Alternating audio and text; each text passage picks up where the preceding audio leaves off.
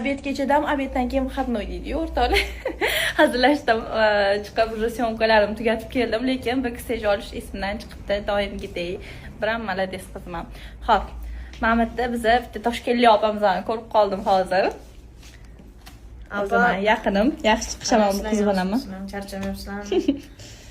Men ko'rgan bloger o'rtoqlarim juda ham ko'p, lekin ichidagi eng samimiy qiz shu deb o'ylayman. Что hayot Sizlar nima deb o'ylaysizlar? Ana, sizlar nima deb o'ylaysizlar? Hayotda qanaqa qiz deb o'ylaysizlar? Komila Loloni.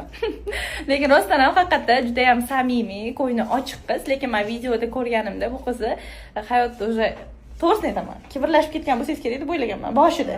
Bu yoqda ko'rishib, to yaqin bo'lgandim, bugunimizgacha shunaqa deb o'ylaganman. Birinchi maqollar bilan boshlaydi. O'rganib olishim kerak. Maqollar bilan chidab bo'lmaydi. Nima edi azoblash qizim? Azoblash 24 ga yetdi. Shunaqa gaplar. Opanglar haqida